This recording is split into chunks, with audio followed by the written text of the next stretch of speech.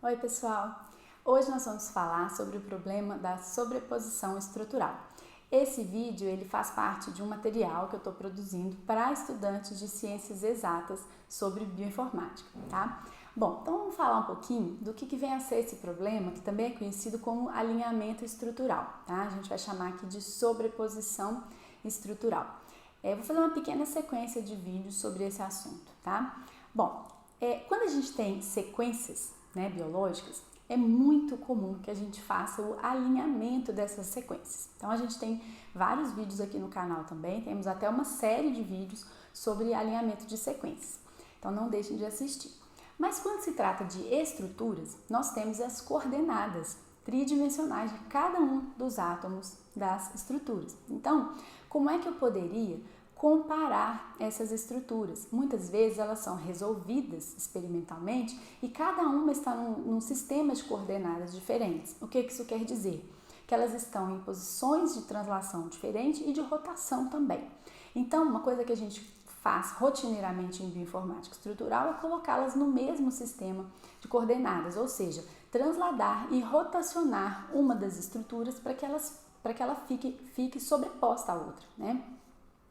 Isso então envolve identificar as conservações e também as dissimilaridades, né, e visar sobrepor de forma ótima. Então é um problema de otimização e então também é um problema NP completo, ou seja, é um problema que não é polinomial, não é simples do ponto de vista computacional, como a maioria dos problemas em bioinformática, não é mesmo?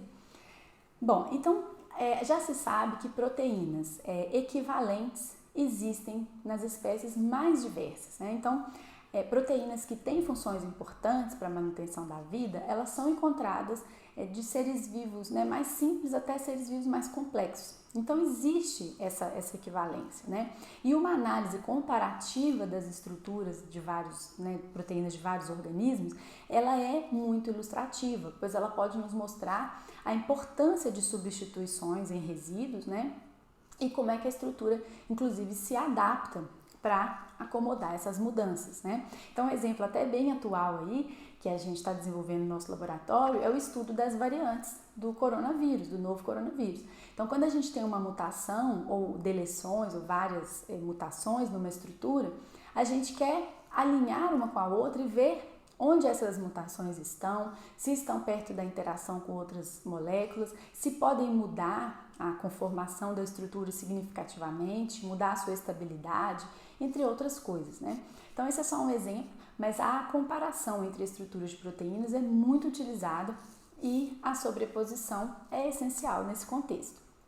Bom, então nós vamos falar aqui hoje brevemente de algumas das aplicações, tá? Então, por exemplo, uma aplicação possível é a classificação das estruturas. Então, eu tenho uma estrutura que eu acabei de descobrir, uma proteína nova, resolvi a estrutura dela. Para eu classificar essa proteína, tanto estruturalmente quanto funcionalmente, eu preciso sobrepô-la para ver com quem que ela se parece, né? Então, essa é uma aplicação. Nós temos aqui também um vídeo recente sobre modelagem molecular por homologia. Para fazer modelagem, eu também preciso sobrepor, né? Então, eu tenho um molde e eu tenho a proteína-alvo, eu vou criando as coordenadas, eu vou sobrepor, tá? Então, também é importante para a modelagem. Para anotar a estrutura com relação à sua função, né? Então, para eu anotar, descobrir a função de uma proteína, muitas vezes eu tenho uma proteína que é hipotética, eu não tenho a função, mas eu consigo prever a estrutura dela e anotar com base na estrutura, né? Para identificar relacionamentos evolutivos distantes. Muitas vezes as proteínas têm sequências muito dissimilares e mesmo assim conservam um fold, tá? Então isso pode implicar num relacionamento evolutivo mesmo que distante. Compreender, como a gente falou, né, o impacto de uma mutação. Então, quando eu tenho várias mutações numa estrutura, deleções, inserções, sobrepor a mutante com a selvagem, entender as implicações estruturais e funcionais dessa mutação, é muito auxiliado também por esse processo de sobreposição estrutural, tá? Então tem muitas aplicações mesmo para sobreposição, é uma tarefa clássica na bioinformática estrutural, tá? Nós vamos falar aqui então brevemente das etapas de um processo de sobreposição estrutural, tá? primeira é a detecção de equivalências. Então, aqui a gente poderia chamar de alinhamento, porque o alinhamento ele consiste em detectar quais aminoácidos são equivalentes a quais. E quando a gente alinha a estrutura, o primeiro passo consiste em identificar essas equivalências, tá? Então, isso pode ser feito numa primeira iteração, numa primeira abordagem, com o alinhamento de sequências. Muito embora as sequências podem não se conservar e mesmo assim a estrutura ser bem similar, não é mesmo? Mas é uma primeira etapa. Então, a primeira etapa consiste em identificar equivalências iniciais para os aminoácidos, tá? A etapa do meio, né, a mais importante assim, ela é realmente a sobreposição das coordenadas atômicas. Então, nessa etapa, a gente aplica uma transformação. Essa transformação ela é composta por uma matriz de translação e uma matriz de rotação, tá? Então, a translação é simplesmente um vetor, tem um ΔX, um ΔY e um ΔZ, eu vou transladar, eu vou mover uma proteína para que ela fique em cima da outra.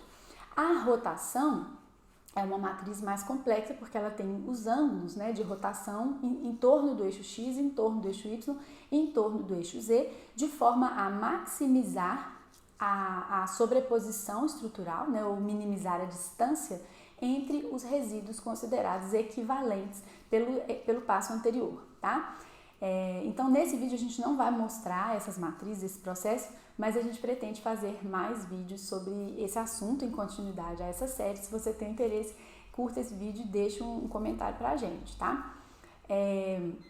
Mas então essa é a segunda etapa, tá? Que é realmente a sobreposição dos átomos. Por fim, a terceira etapa envolve medir a qualidade de um alinhamento, tá? E a qualidade de um alinhamento, ela é retratada por métricas, né? Expressões matemáticas mesmo, que nos dão a distância entre os átomos e resíduos considerados equivalentes, tá? Então, a gente vai deixar esse assunto dessas métricas, que é muito importante também, para um próximo vídeo. Então, não deixe de assistir os próximos. Até lá!